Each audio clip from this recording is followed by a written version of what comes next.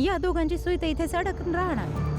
एकमेकांचं कौतुक करताना थकणार नाही, पण उभं राहून आपण नक्कीच थकणार. यापेक्षा जाऊन जेवणच बनवूया.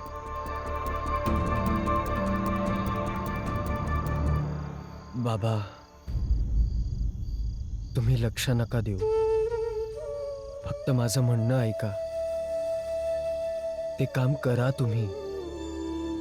ठीक आहे पोरा, तुझ्या कामाला मी सकाळपासून चालू करतो.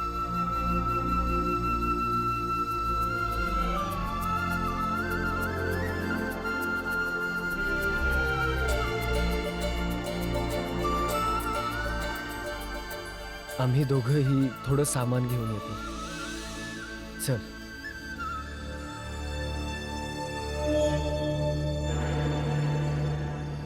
काही झालेलं असू दे आई, बाबांना भीमभाऊने नोकरी दिली.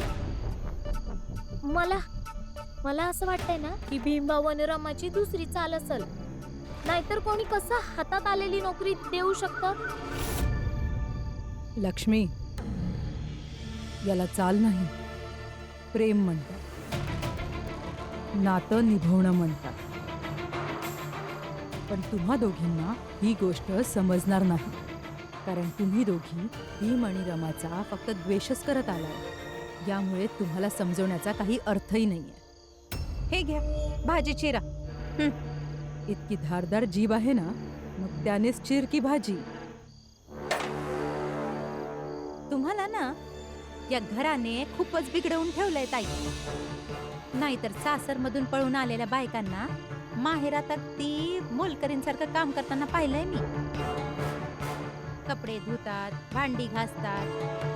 एका फाटलेल्या चप्पलीपेक्षाही बेकार परिस्थिती असते त्यांची. भीमाबाईनं खूपच डोक्यावर चढवून ठेवलं होतं तुम्हाला. आणि जर एकदा कोणी डोक्यावर चढलं मग त्याला उतरवणं तर मुश्किलच आहे. लक्ष्मी, त्याला डोक्यावर चढवणे नाही, प्रेम म्हणतात. आणि माझ्या आयुष्यातली सर्वात मोठी चूक हीच आहे की मी माझ्या भावाला दुसरं लग्न करण्यासाठी जबरदस्ती केली.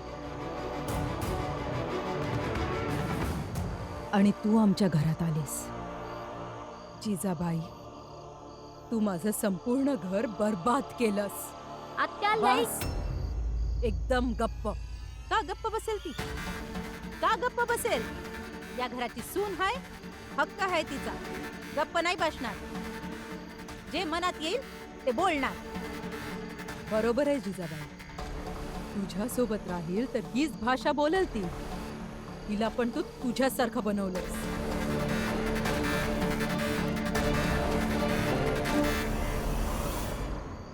माझ्यासोबत? काय अर्थ आहे माझ्यासोबत? अजूनही स्वतःवर आली नाहीये मी. नाहीतर दाखवले असते तुम्हाला. अच्छा, दाखवलं असतं मला. मला दाखव. इथेच उभी आहे मी. दाखव ना. जा ना. नाही, आज तर तू दाखवूनच दे. मी पण बघते की माझ्या घरची मोठी सून आपल्या मनात काय विचार करते मला दाखवण्यासाठी. दाखव, दाखव ना. काय विचार करते म्हणजे? ज्या दिवशी माझं डोकं खराब झालं ना, घरातून बाहेर काढल अशी. माझ्याच घरातून तू मला बाहेर काढणार? चल, आज तर बाहेर काढून दाखवच मला. तुम्ही मला भडकवू नका. बाहेर काढून दाखव ना. मीही बघते. चल, दाखव मला काढून. दाखव.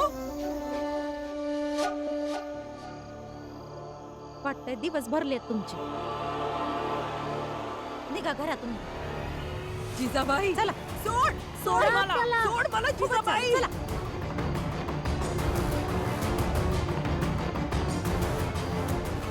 मला विचारत होते ना की मी काय करू शकते. जिजाबाई, जिजाबाई सोड या मला. घरात मुळी जायचं नाही. सोड. तुम्हाला बघायचं होतं ना मी काय करू शकते. अरे, हे काय चाललंय? जिजाबाई, या बघू. आई सोडा. चला. जिजाबाई, आई सोडा. असं का करताय? मला विचारत नाहीये तुम्ही. चला. काय करतेस तू? तुम्ही गप्प राहा. तुम्ही आणि त्या भीमाबाईनं डोक्यावर चढवून ठेवलं यांना. सासर त्यांनी बाहेर काढलं आणि घरात आणून ठेवलं तुम्ही यांना. लायकी नाहीये या बाईची माझ्या घरात राहण्याची.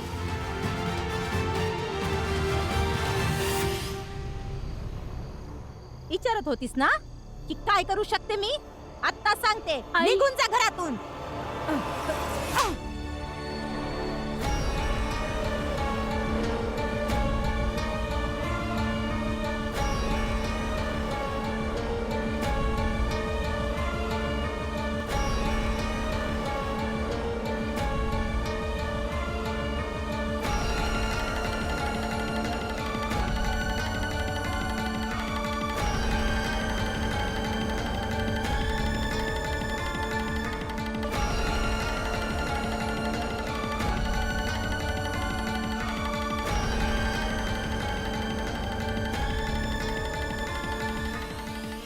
जिजाबाई, तू माझ्याच घरातून मला बाहेर काढतेस. सर्व सीमा आज ओलांडल्यास तू.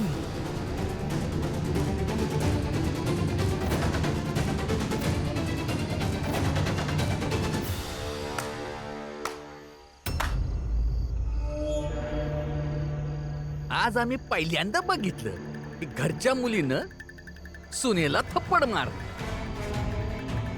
ते पण खुलेआम सगळ्यांसमोर. वा रामजी वा. अरे हे भीमरावाचं घर आहे हितेश भाऊ. इथं काही पण होऊ शकतं. अगदी बरोबर बोललात जोखू भाऊ. हे घर फक्त भीमरावचंच आहे. तोच ह्या घरात राहतोय. बाकी सगळी तर अशीच आहे.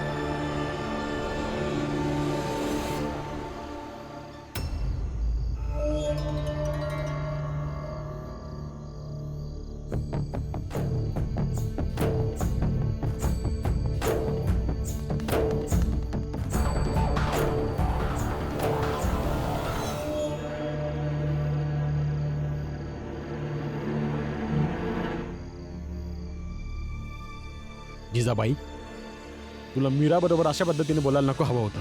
बाबा, आत्याने सुद्धा आईसोबत भांडण केलं. आईने सगळे एकटीने नाही केलं.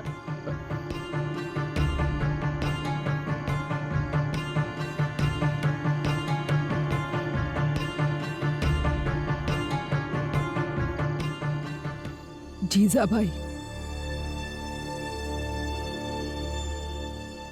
माफ कर मला. मी असं सर्वांसमोर कानाखाली मारायला नको होतं. त्यासाठी मी सर्वांसमोर माफी मागायला तयार आहे.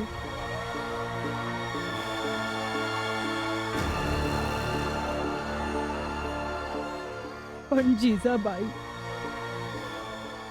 हे माझंही घर आहे.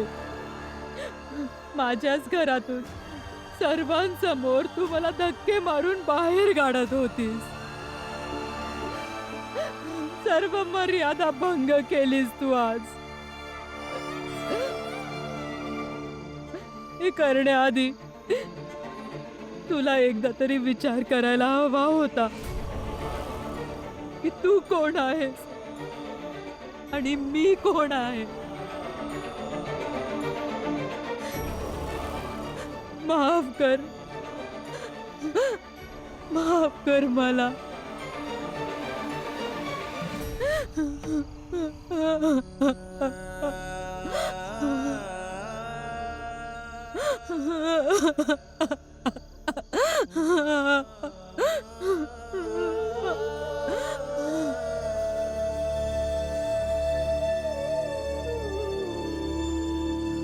ठोकस्त सकाळ होऊ द्या.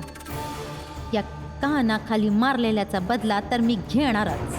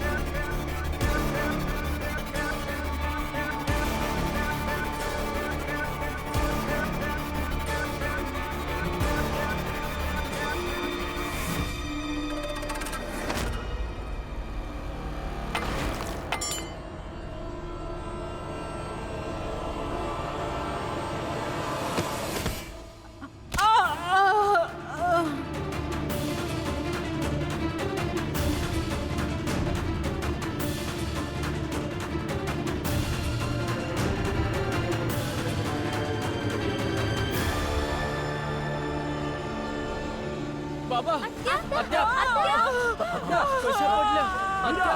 आत्या रक्तही येतंय. आत्या आत्या आत्या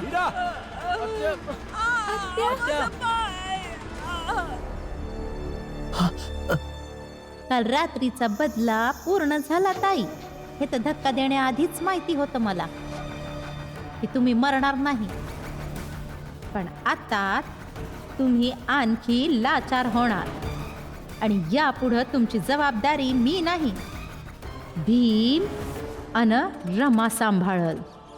हिला उचलून खाटेवर ठेवा लवकर. हो बाबा. आत्या हिला आत्या, खाटेवर शांत ठेवा. हो. आत्या काय झालं यांना? हिला खाटेवर ठेवा. शांत हो आत्या. यांना दवाखान्यात घेऊन चला लवकर. ताई तू बरोबर बोलतीस. जा पोरा लवकर टांगा घेऊन ये. हो कोणी उचला यांना, मी पैसे घेऊन येते लवकर. उचल उचल उचल उचल हळू हळू. आई स्वतःच पैसा आणायची गोष्टी करतायत. काय झालं आईला? बाबा सावकाश सावकाश. उचल उचल उचल उचल उचल पोरा.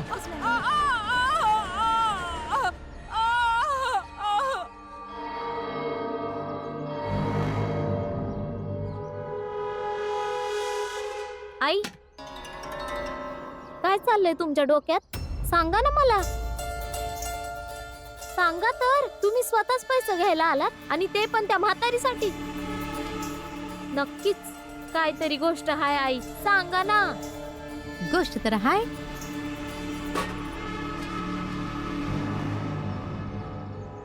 आणि यावेळेस निर्णायक गोष्ट होईल. अहो पण काय गोष्ट आहे ती तर सांगा. सर्व काही इथेच विचारणार का लक्ष्मी? की दवाखान्यात जाऊन सगळ्यांच्या लाडक्या आत्याचा हाल बी बघायचा आहे. हा ते तर बघायचंच आहे. चल मग.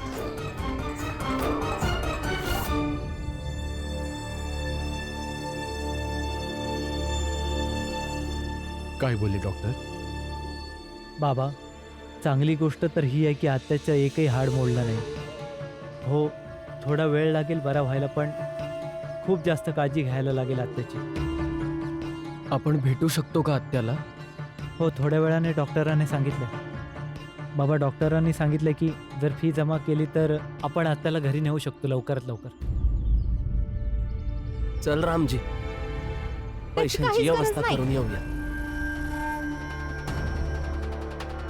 दवाखान्यात आलोय तर डॉक्टर पैसे घेणारच की. मी आणले आहेत पैसे, जाऊन भरून टाकूया.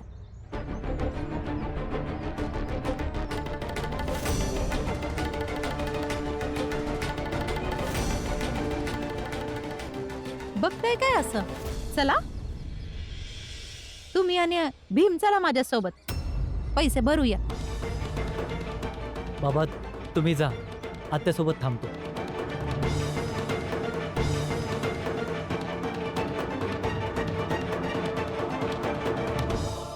रमा माझ्यासोबत बाहेर चल, मला बोलायचंय.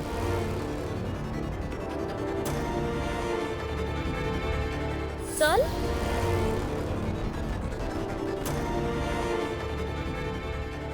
आज हे काय झालं आई आणि लक्ष्मीला? या दोघींनी मिळून काही गोंधळ तर नाही घातला ना? प्रचंड देवजी, तो भीमराव खूप चतुर आहे. मी तुम्हाला म्हणालो होतो की नेहमी दरवेळेस ऐन वेळेला काही ना काही चतुरपणा करून वाचून जातो तो.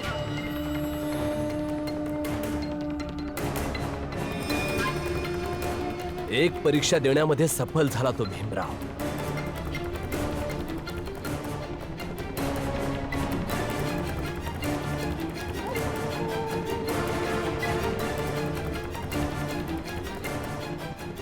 परंतु काही हरकत नाही.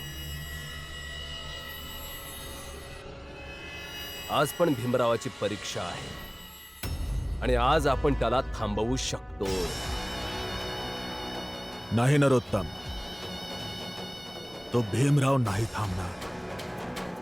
तो शुद्धीकरणाच्या पाशापासून वाचला, बलप्रयोगापासून वाचला. दुसरा एखादा रस्ता शोधावा लागेल. म्हणजे मी प्रचंड देवजी, मला काही कळलं नाही. म्हणजे काय? जर प्रवाशाला रस्त्यात थांबवता नाही आलं तर तो रस्ताच संपवून टाकावा. आपण भीमरावला तर संपवू शकत नाही, तर आम्ही त्या रस्त्यालाच संपवून टाकू. रस्ताच राहिला नाही तर भीम त्याच्यावर पुढे चालणारच नाही. सांग ना रमा, तू काय करू शकते आत्यासाठी? अगं सांग, मला एवढंच माहिती करून घ्यायचंय. काय बी करू शकते. फक्त आत्यांसाठीच का? घरातल्या प्रत्येकासाठी काय बी करू शकते. घरातले मला समजून घेऊ नाही तर नाही. चांगलं वाटलं हे ऐकून. फक्त जे बोललीस ना ते लक्षात ठेव. तुला तुझ्या नवऱ्याची शपथ.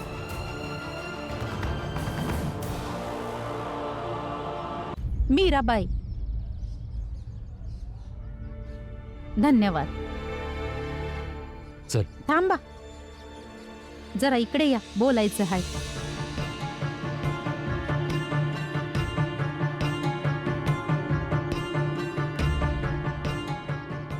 बोल. हे शेवटचं असल जेव्हा मी आणि तुम्ही ताईसाठी काही करतोय. यापुढं ताईला भीम सांभाळ.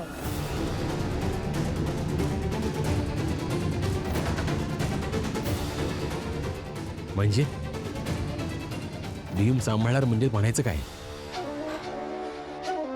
म्हणजे हे, जेव्हा ताई दवाखान्यातून घरी परत येईल तेव्हा आपल्या हिस्स्यात नाही, तर भीम ताईला आपल्या सोबत ठेवल.